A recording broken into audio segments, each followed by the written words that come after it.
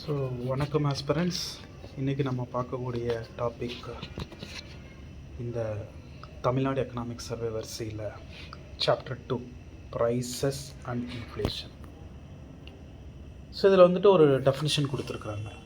What is price index? Price இண்டெக்ஸ்னால் என்ன? Which is a tool used to measure the overall price level of goods and services in an economy. So ஒரு base year எடுத்துக்கிறாங்க. ஒரு base இயரை வச்சுக்கிட்டு அப்போ compare பண்ணுறப்போ இப்போது எவ்வளோ ப்ரைஸ் இருக்குது. இப்போ ஒரு பேனா இருக்குது, ஒரு 5 வருஷத்துக்கு முன்னாடி எடுத்துக்கோங்க. இப்போ ஒரு 5 வருஷத்துக்கு முன்னாடி அந்த பேனா வந்துட்டு ஒரு 10 ரூபா விற்றுருக்குன்னு வைங்க. இப்போது 5 வருஷத்துக்கு பிறகு பார்த்தீங்கன்னா அந்த பேனா வந்து ஒரு 14 ரூபா விற்கிது அப்படின்னா இந்த பேஸ் இயர் கூட கம்பேர் பண்ணுறப்போ எவ்வளோ இன்க்ரீஸ் ஆகிருக்கு, எத்தனை பர்சன்டேஜ் இன்க்ரீஸ் ஆகிருக்கு அப்படின்ட்டு ஒவ்வொரு கூட்ஸு சர்வீஸ்லேயும் இந்த பர்டிகுலர் பேராமீட்டரை மெஷர் பண்ண போகிறோம். இதுக்கு பேர் தான் ப்ரைஸ் இண்டெக்ஸ் அப்படின்னுவோம். இந்த ப்ரைஸ் இண்டெக்ஸ்ன்றது எதுக்கு வேணும் அப்படின்னா அந்த ஓவரால் ப்ரைஸ் லெவல் வந்து எந்த அளவுக்கு இன்க்ரீஸ் ஆகிருக்குன்னு தெரிஞ்சுக்கணும். சரிங்களா? இந்த ப்ரைஸ் இண்டெக்ஸை வச்சு தான் எவ்வளோ இன்க்ரீஸ் ஆகிருக்குன்ற விஷயத்தை நீங்கள் கண்டுபிடிக்க முடியும். ஸோ 2025 இருக்கிறோம் நம்ம. இப்போ கரண்ட்லி இப்போது 2020 எந்த மாதிரி இருந்திருக்கு நம்ம மெஷர் பண்ணுறோன்னு வச்சுக்கோங்க. For an example. ஸோ அந்த டைமில் ப்ரைஸ் இண்டெக்ஸ் எப்படி இருந்துச்சு, 2025 ப்ரைஸ் இண்டெக்ஸ் எப்படி இருக்குது. இப்போ நம்ம பார்க்குறப்போ கண்டிப்பாக there will be some increase. அது என்ன ரேஷியோவில் இன்க்ரீஸ் ஆகிருக்கு இதை கண்டுபிடிக்கிறதுக்கு பேர் தான் இன்ஃப்ளேஷன்.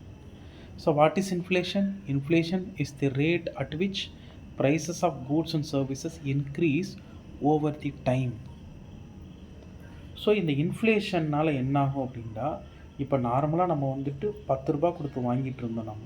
இப்போ நம்ம கையில் இதுக்கு முன்னாடி 10 ரூபா கொடுத்து ஒரு பென் வாங்கிட்டு இருந்தோம். இப்போ அந்த பென் வாங்க 14 ரூபா கொடுக்கணும்னு வைங்க. இப்போ நம்ம கையில் இருந்த பொருளுடைய வேல்யூ வந்து கொஞ்சம் கொஞ்சமாக என்ன ஆகுது, ஜாஸ்தி கொடுத்து தான் நம்ம வந்துட்டு எரோட் ஆகுது. லிட்ரலி வந்துட்டு இப்போ கையில் 100 ரூபா வச்சுருந்தீங்க, மிச்சம் 90 ரூபா இருந்திருக்கும். ஆனால் இப்போ நீங்கள் 100 ரூபா வச்சுருந்தீங்கன்னா மிச்சம் எவ்வளோ இருக்கும், 86 ரூபா தான் இருந்திருக்கும். ஸோ இந்த இன்ஃப்ளேஷன் அப்படிங்கிறது வந்துட்டு it erodes the purchasing power. So உங்கள்கிட்ட பர்ச்சேசிங் பவர்ன்றது உங்கள்கிட்ட இருக்கக்கூடிய மணி தான், மணியோட வேல்யூ வந்து கம்மி பண்ணிடுது. ஸோ இன்ஃப்ளேஷன் எரோட்ஸ் பர்ச்சேசிங் பவராக. ஆமாம். ஸோ நெக்ஸ்ட் பாருங்கள், the key drivers of inflation. இன்ஃப்ளேஷனை கொண்டு வரது என்னென்னலாம் இருக்கலாம் அப்படின்னு பார்த்தீங்கன்னா, increase in the aggregate demand ரொம்ப ஜாஸ்தியாக இருந்துச்சுட்டா. டிமாண்டுக்கு ஏற்ப அளவில் சப்ளை இருந்தால் பிரச்சனை கிடையாது. So demand and supply mismatch ஆகிறப்ப கண்டிப்பாக இன்ஃப்ளேஷன் வரும். Increase in the money supply ரொம்ப ஜாஸ்தியாக இருந்தாலும் பணம் ஜாஸ்தியாக இருக்கேன்றக்காண்டியே வந்துட்டு சில கூட்ஸ் சக்ஸஸ் பண்ணுறதுக்காக நிறைய ஸ்பெண்ட் பண்ணுவாங்க. ஆட்டோமேட்டிக்கலாக அது பொருளுடைய விலைகளை வந்து அதிகப்படுத்தி விட்டுரும். அடுத்து increase in the prices of globally traded goods, particularly பார்த்தீங்கன்னா ஆயில். இதை தாண்டி rising cost of import, depreciation of national currency, இதை தாண்டி ஜியோ பொலிட்டிக்கல் ஈவெண்ட்ஸ். இந்த மாதிரி நடக்கிறதுனால இன்ஃப்ளேஷன் அப்படிங்கிறது ஒன்று நடக்கலாம். அடுத்து பாருங்கள், இந்த இன்ஃப்ளேஷனை பொதுவாகவே வந்துட்டு நம்ம ஒரு இண்டிவிஜுவல் கன்சியூமர் எண்டில் நம்ம செக் பண்ணோம்னா இதுக்கு பேர் ரீட்டைல் இன்ஃப்ளேஷன். ஸோ நார்மலி வந்து இன்ஃப்ளேஷன்றது நம்ம ரீட்டைல் இன்ஃப்ளேஷன்றோம். இந்த ரீட்டைல் இன்ஃப்ளேஷன் எங்கே மெஷர் பண்ணுறோன்னா it is measured by the consumer price index. So ஒரு கன்சியூமர் எண்டுலேருந்து மெஷர் பண்ணுறதுனால ஒரு தனிப்பட்ட மனுஷனுடைய இடத்துலேருந்து பணத்தினுடைய மதிப்பு எந்த அளவுக்கு மாறி இருக்குது, பணவீக்கம் எப்படி இருக்குன்னு செக் பண்ணுறதுக்கு நம்ம யூஸ் பண்ணுற டூல் தான் என்னென்னா கன்சியூமர் ப்ரைஸ் இண்டெக்ஸ். இன்றைக்கி இந்தியாவில் இன்ஃப்ளேஷனை மெஷர் பண்ணக்கூடிய இண்டிகேட்டர் எது அப்படின்னா கன்சியூமர் ப்ரைஸ் இண்டெக்ஸ் தான். ஸோ இந்த கன்சியூமர் ப்ரைஸ் இண்டெக்ஸ் அப்படிங்கிறது வந்துட்டு பார்த்தீங்கன்னா இதை வச்சு தான் நம்ம இன்ஃப்ளேஷனை மெஷர் பண்ணுறோம். இந்த இன்ஃப்ளேஷன் அப்படிங்கிறது which is nothing but rising prices. இந்த ப்ரைஸஸ் இன்ஃப்ளேஷன் ஜாஸ்தியாச்சு அப்படின்னா கண்டிப்பாக என்ன ஆகும், பர்ச்சேசிங் பவர் குறையும். இதை தாண்டி பார்த்திங்கன்னா மக்கள் வந்துட்டு சேவிங்கை குறைச்சிக்குவாங்க. இதை தாண்டி வந்து நம்மளுக்கு வந்து எதில் நீங்கள் போட்டாலும் ரியல் ரேட் ஆஃப் ரிட்டர்ன்ஸ் அப்படிங்கிறது வந்துட்டு கிடைக்காது, அது குறையும். ஓகே தானே? இதை தாண்டி பார்த்திங்க அப்படின்னா வந்துட்டு மேக்கிங் ஸ்பெக்குலேட்டிவ் இன்வெஸ்ட்மெண்ட் மோர் அட்ராக்டிவாகவும் மாறும். ஸோ இன்ஃப்ளேஷன் ஜாஸ்தியாக இருந்தால் அந்த பிரச்சனை. ஒருவேளை மாட்ரேட் இன்ஃப்ளேஷன் அப்படிங்கிறது கண்டிப்பாக ஒரு நாட்டுக்கு தேவை. இப்போ நார்மலாக வந்து நீங்கள் ஓரளவுக்காவது வந்துட்டு இப்போ நீங்கள் இன்வெஸ்ட்மெண்ட் பண்ணுறீங்க, ஒரு வருஷத்தில் இந்த அளவுக்கு இன்ஃப்ளேஷன் இருக்குன்னு ஒரு ஐடியா தெரிஞ்சால் நான் இன்வெஸ்ட்மெண்ட்டே பண்ண முடியும். அது மூலமாக எனக்கு வந்து கொஞ்சம் ரிட்டர்ன்ஸ் ஓரளவுக்கு கிடைக்கும். ஸோ இந்த மாட்ரேட் இன்ஃப்ளேஷன் அப்படிங்கிறது வந்துட்டு normal part of economic growth. இதே இது வந்துட்டு பர்சிஸ்டன்ட் ஹை இன்ஃப்ளேஷன் அப்படிங்கிறது வந்து பார்த்திங்க அப்படின்னா கண்டிப்பாக இன்ட்ரெஸ்ட் ரேட்டை ஜாஸ்தி பண்ணிவிடும். இதை தாண்டி பார்த்திங்கன்னா ஓவரால் எக்கனாமிக் ஸ்டெபிலிட்டியும் டிஸ்டர்ப் பண்ணிவிடும். சரி, இப்போ நீங்கள் பார்த்தீங்களா கன்சியூமர் ப்ரைஸ் இண்டெக்ஸ், இதெல்லாம் நம்ம மொத்தமாக சேர்த்து என்ன சொல்கிறோம்னா மானிட்ரி பாலிசி அப்படிங்கிறோம். ஸோ மானிட்ரி பாலிசியினுடைய முக்கியமான நோக்கம் என்ன அப்படின்னா ப்ரைஸ் ஸ்டெபிலிட்டி தான். ஒரு மார்க்கெட்டில் ப்ரைஸை ஸ்டேபிளாக வச்சுக்க முயற்சி பண்ணுறதுக்கு பேர் தான் மானிட்ரி பாலிசி.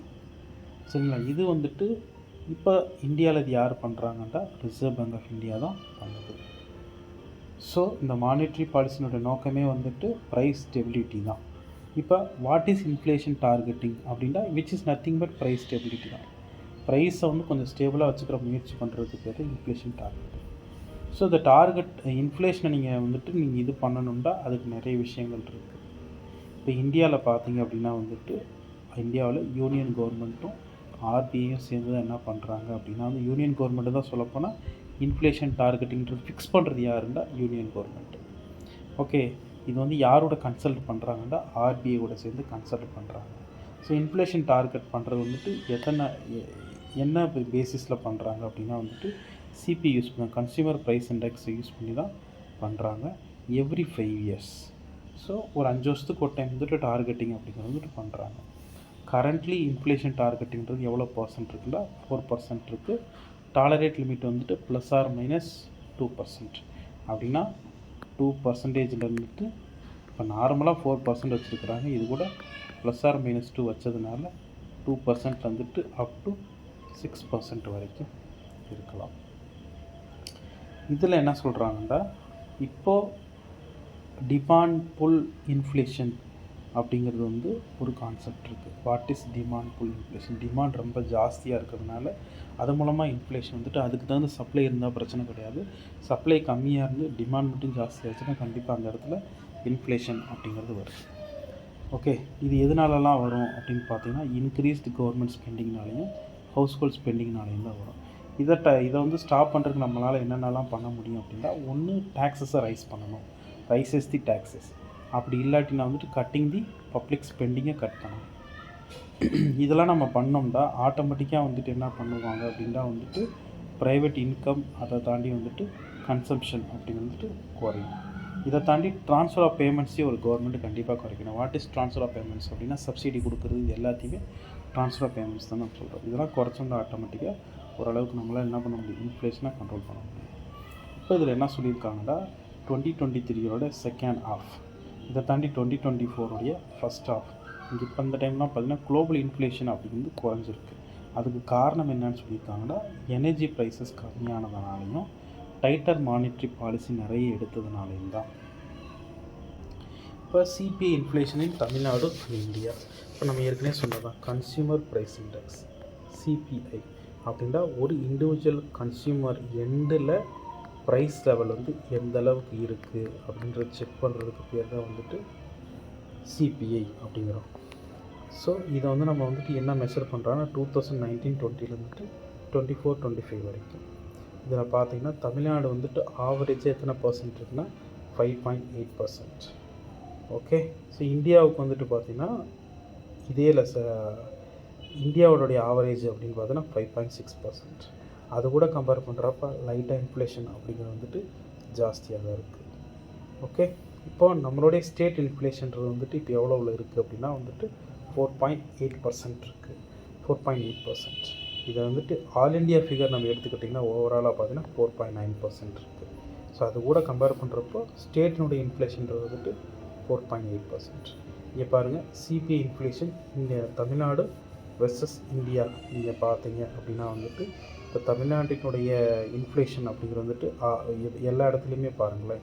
இப்போ 2021-22 பாருங்கள் கம்மியாக தான் இருக்குது.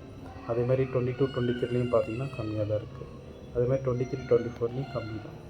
ஸோ அந்த ஆவரேஜ் இந்த ஒரு வருஷம் தான் வந்து ஸ்லைட்லி வந்துட்டு இன்க்ரீஸ் ஆகிருக்கு, 4.9 வந்துருக்கு. மற்றபடி வந்துட்டு நேஷ்னலோட கம்பேர் பண்ணுறப்ப சிபிஐ இன்ஃப்ளேஷன் அப்படிங்கிறது வந்துட்டு கம்மியாக தான் இருக்குது. அடுத்து பாருங்கள், ரீட்டைல் இன்ஃப்ளேஷன் இன் மேஜர் இந்தியன் ஸ்டேட்ஸ். ஸோ இது கூட கம்பேர் பண்ணுறப்ப ஓவராலாக வந்துட்டு ரீட்டைல் இன்ஃப்ளேஷன் பார்த்திங்கன்னா ஆவரேஜாக வந்து 23-24 பார்த்திங்கன்னா வந்து இந்தியா ஃபுல்லாக எவ்வளோ இருக்குது அப்படின்ட்டா நேஷ்னல் ஆவரேஜ் வந்துட்டு 5.36. இப்போ தமிழ்நாடு பார்த்திங்கன்னா 5.4 இருக்குது.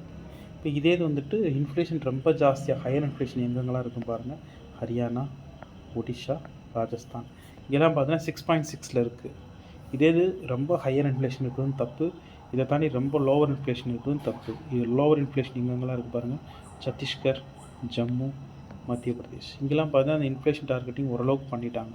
சத்தீஸ்கரில் 3.4, ஜம்மு அண்ட் காஷ்மீர், இதை தாண்டி மத்திய பிரதேஷ்லாம் பார்த்தீங்கன்னா அரௌண்ட் 4 இருக்காங்க, 4.1, 4.3.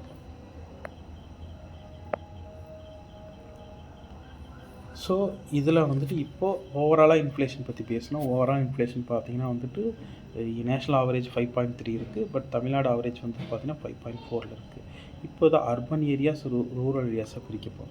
இந்த ரெண்டுலேயுமே அவங்க என்ன சொல்கிறாங்கன்னா, லாஸ்ட்டு 3 இயர்ஸ் பார்த்திங்கன்னா வந்துட்டு ஆவரேஜ் இன்ஃப்ளேஷன் அப்படிங்கிறது வந்து பார்த்திங்க அப்படின்னா both urban as well as ரூரலில் பார்த்திங்கன்னா வந்துட்டு தமிழ்நாட்டில் which is lower than the national average அப்படிங்கிறோம்.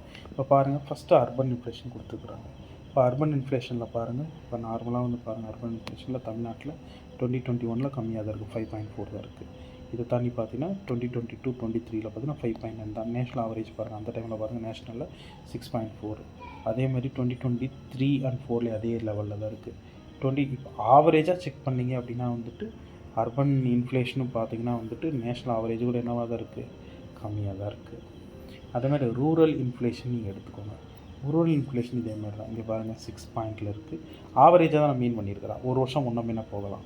இங்கே வந்துட்டு 5.8 இருக்குது, இங்கே 5.4 இருக்குது. ஓவராலாக நம்ம எடுக்கிறப்போ வந்துட்டு லாஸ்ட் 3 இயர்ஸில் தமிழ்நாட்டினுடைய retail inflation at rural level பார்த்திங்க அப்படின்னா வந்துட்டு rural inflation, CBI rural inflation வந்து நேஷ்னல் ஆவரேஜ் கூட கம்பேர் பண்ணுறப்ப கம்மியாக தான் இருக்குது. ஸ்டேட்மெண்ட் என்ன வைக்கலாம் அப்படின்னா அந்த இடத்துல இந்த ஸ்டேட்மெண்ட்டாக வைக்கலாம்.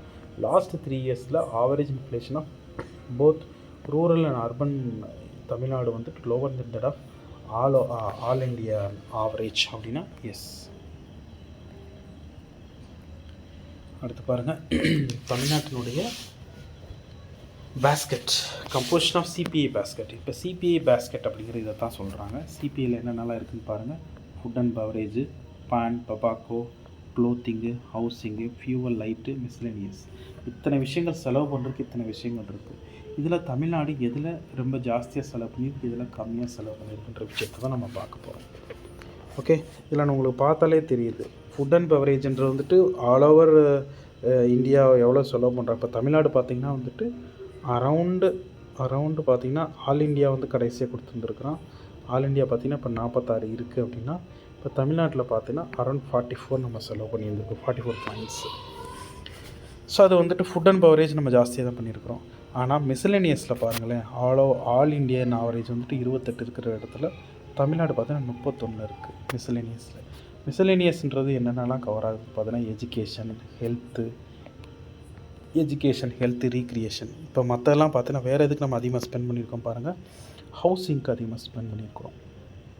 ஆல் லெவல் பார்த்திங்கன்னா 10 எல்லோரும் ஸ்பெண்ட் பண்ணியிருக்காங்கன்னா நம்ம 13 ஸ்பெண்ட் பண்ணியிருக்கிறோம்.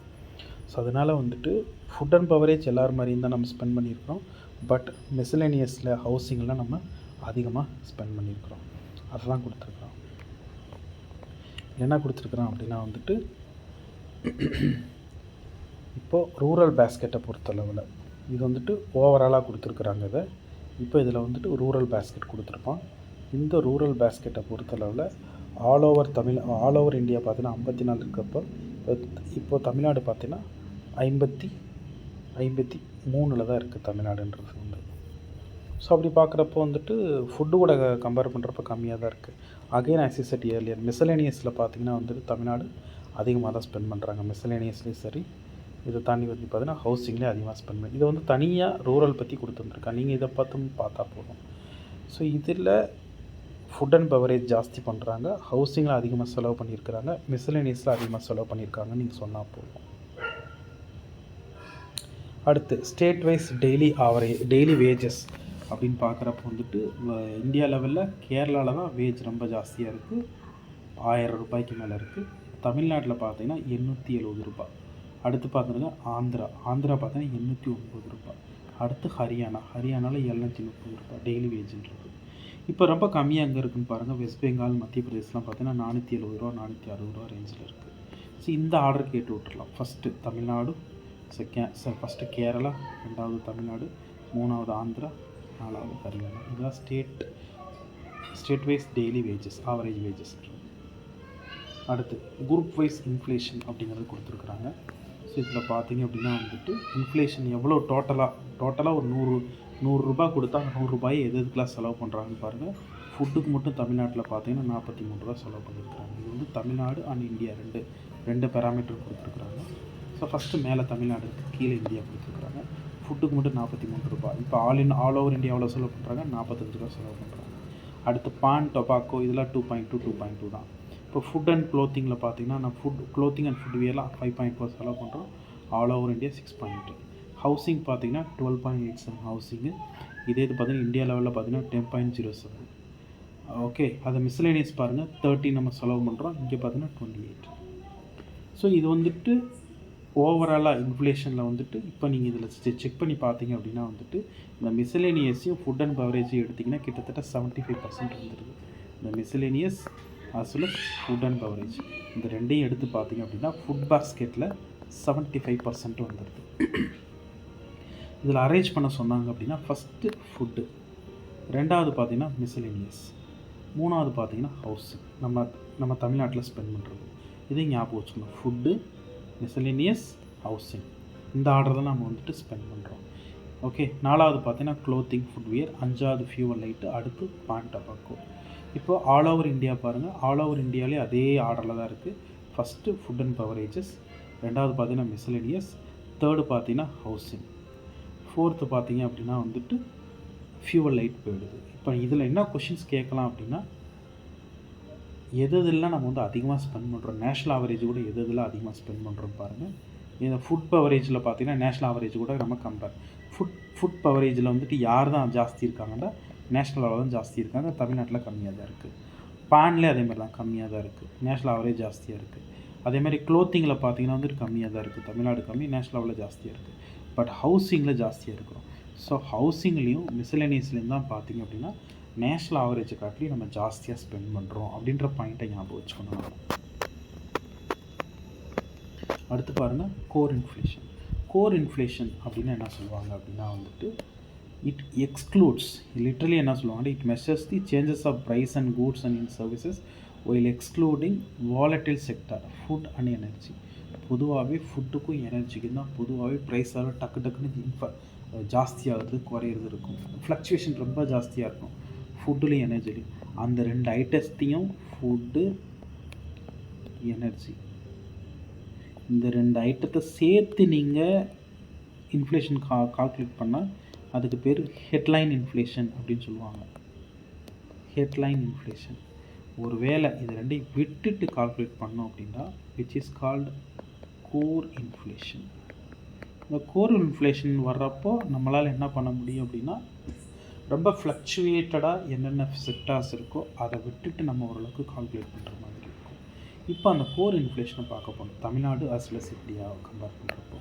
இந்த கோர் இன்ஃப்ளேஷனை பாருங்கள். இப்போ தமிழ்நாடு வெர்சஸ் இந்தியா நம்ம கால்குலேட் பண்ணுறப்ப பாருங்கள் 21லேருந்தே பாருங்கள். இப்போ ஆல் ஓவர் இந்தியா 6 இருக்கிற இடத்துல தமிழ்நாடு 5.3 தான் இருக்குது. இப்போ ஆல் ஓவர் இந்தியா வந்து 6.1 இருக்கிற பார்த்து தமிழ்நாட்டில் 5.9 தான் இருக்குது. ஆல் ஓவர் இந்தியா 4 இருக்கிறப்ப தமிழ்நாட்டில் 3.9 தான் இருக்குது. இப்போ லாஸ்ட் 3 இயர்ஸ் பார்த்தீங்கன்னா கோர் இன்ஃப்ளேஷன் அப்படிங்கிறது வந்துட்டு தமிழ்நாடு அப்படிங்கிறது lesser than that of the national average. National average கூட கம்பேர் பண்ணுறப்போ நம்மளுக்கு கோர் இன்ஃப்ளேஷன் வந்துட்டு கம்மியாக தான் இருக்குன்றது நம்ம புரிஞ்சுக்கணும். அடுத்து பாருங்கள் food and miscellaneous inflation in Tamil Nadu. நம்ம தனியாகவே பார்த்தோம்.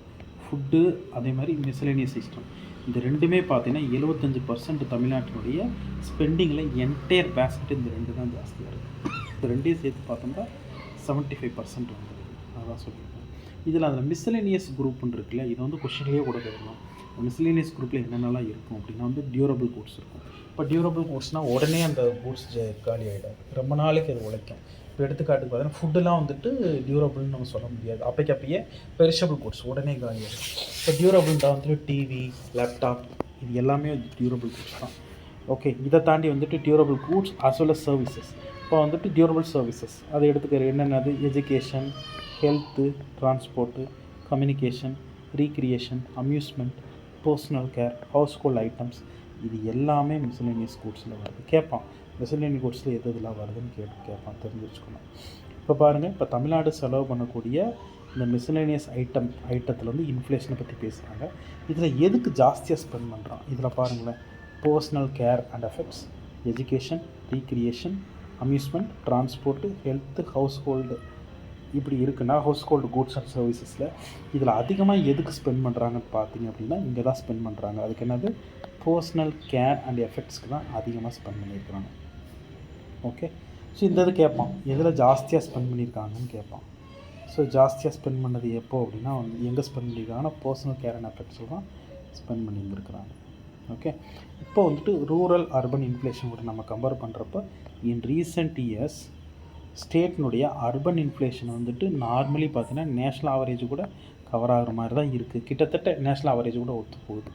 பட் ரூரல் இன்ஃப்ளேஷன் அப்படி ரூரல் தமிழ்நாட்டில் வந்து இன்ஃப்ளேஷன் அப்படிங்கிறது வந்துட்டு ஓகே, ரூரல் தமிழ்நாட்டில் பார்த்தீங்கன்னா average rate has been higher then the national average. So நார்மலாகவே வந்துட்டு ரூரல் தமிழ்நாட்டில் வந்து நேஷ்னல் ஆவரேஜை காட்டிலையும் ஜாஸ்தியாக இருக்குது அப்படின்னு சொல்ல வர்றாங்க. அர்பன் தமிழ்நாட்டில் பார்த்திங்க அப்படின்னா வந்துட்டு நேஷ்னல் ஆவரேஜ் அளவுக்கு தான் இருக்குது. அதை காட்டிலும் ஜாஸ்தியாக எங்கே இருக்குன்னா ரூரலில் இருக்குது அப்படின்னு சொல்ல வராங்க. இப்போ ரூரலில் வந்து இன்ஃப்ளேஷன் ஜாஸ்தியாக இருக்குதுன்னு சொல்லி இதை முடிக்கிறாங்க. So with this topic we completed price and inflation topic. So next topic நம்ம பார்க்குறது வரைக்கும் stay tune in TNPSC dude. Thank you.